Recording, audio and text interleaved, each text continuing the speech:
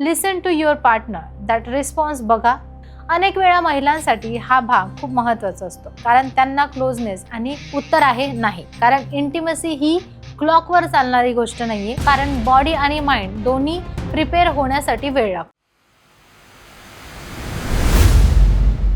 आजचा प्रश्न खूप प्रॅक्टिकल आहे आणि खूप कपल्सच्या मनात असतो सुद्धा. ओपनली ते विचारत नाही फोर प्ले किती वेळ असावा आणि सेक्स नंतर आफ्टर प्ले किती वेळ असावा. काही ॲव्हरेज टाइम असतो का, आणि यावर प्रसिद्ध सेक्सॉलॉजिस्ट डॉक्टर उमेश मुंदडा काय सांगतात, आज आपण जाणून घेणार आहोत.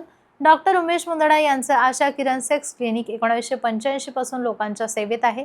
गेली 40 वर्ष ते मार्गदर्शन करतात. महाराष्ट्रात मुंबई, पुणे, नाशिक, कोल्हापूर नगर या शहरात त्यांच्या शाखा आहेत. संभाजीनगर येथे मुख्य शाखा आहे, जिथे ते सोमवार ते शुक्रवार असतात आणि शनिवारी रविवारी पुणे आणि मुंबईच्या क्लिनिकमध्ये असतात. फोर प्ले आणि आफ्टर प्लेचा फिक्स टाइम असतो का? उत्तर आहे नाही. कारण इंटिमसी ही क्लॉकवर चालणारी गोष्ट नाहीये. प्रत्येक व्यक्ती, प्रत्येक कपल, प्रत्येक सिच्युएशन वेगळी असते आणि प्रॅक्टिकली अंडरस्टँडिंग नक्की आहे की डॉक्टर मुंदडा सोप्या भाषेत सांगतात, फोर प्ले म्हणजे फक्त सुरुवात नाही, तो मूड तयार करण्याचा सगळ्यात महत्त्वाचा टप्पा आहे. अनेक वेळा लोक थेट मेन ॲक्टकडे जातात आणि मग सॅटिस्फॅक्शन कमी वाटतो, कारण बॉडी आणि माइंड दोन्ही प्रिपेअर होण्यासाठी वेळ लागतो. साधारणपणे 10 ते 20 मिनिटांचा रिलॅक्स फोर प्ले अनेक कपलसाठी हेल्पफुल असतो. पण हे रूल नाहीये. काहींना कमी वेळही पुरतो, काहींना जास्त वेळ हवा असतो. उदाहरण सांगायचं झालं तर एखाद्या दिवशी तुम्ही खूप स्ट्रेसमध्ये आहात, तर बॉडी लगेच रिस्पॉन्ड करत नाही. अशा वेळी थोडा जास्त वेळ लागू शकतो, तर एक्सपिरियन्स बेटर होऊ शकतो. म्हणजेच फोर प्ले हा फक्त फिजिकल नाही, तर मेंटल रिलॅक्सेशनसाठी सुद्धा गरजेचा आहे. आता आफ्टर प्ले बद्दल बोलूया. हा भाग खूप वेळा इग्नोर केला जातो. सेक्स झाल्यावर लगेच दूर जाणं, फोन पाहणं किंवा झोपणं हे अनेक कपल्समध्ये दिसतं. पण डॉक्टरांच्या मते आफ्टर प्ले हा इमोशनल कनेक्शन मजबूत करण्यासाठी मॅटर करतो. 5 ते 15 मिनिटं एकमेकांसोबत शांतपणे राहणे, बोलणे, हग करणे हे रिलेशनशिपला खूप पॉझिटिव्ह इफेक्ट देतं. आफ्टर प्लेला पार्टनरला इम्पॉर्टन्स वाढतो आणि इंटिमसी फक्त फिजिकल न राहता इमोशनल लेवलवर कंप्लीट होते.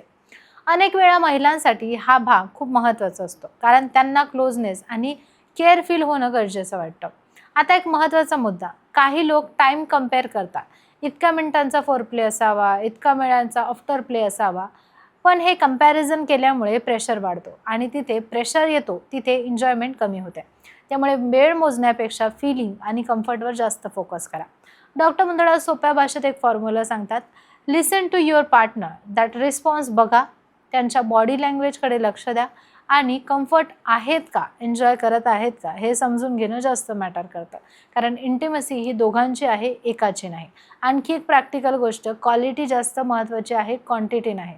म्हणजेच 20 मिनिटं फोर प्ले करूनही जर कनेक्शन नाही, अटेन्शन नाही, तर त्याचा उपयोग नाही. आणि 5 ते 10 मिनिटं जेन्युइन क्लोजनेस असेल तर तो जास्त सॅटिस्फाय ठरू शकतो. शेवटी एकच सांगायचं आहे, फोर प्ले असो किंवा आफ्टर प्ले, त्याला टाइम लिमिट देऊ नका. त्याला नॅचरल फ्लोमध्ये होऊ द्या. जेव्हा दोघंही कम्फर्टेबल आहे, रिलॅक्स आहे आणि कनेक्टेड असतात, तेव्हा इंटिमसी खरंच मीनिंगफुल असते. जर तुम्हालाही अशा प्रकारचे काही प्रश्न असतील तर कमेंटमध्ये विचारा. चॅनलला सबस्क्राईब करा.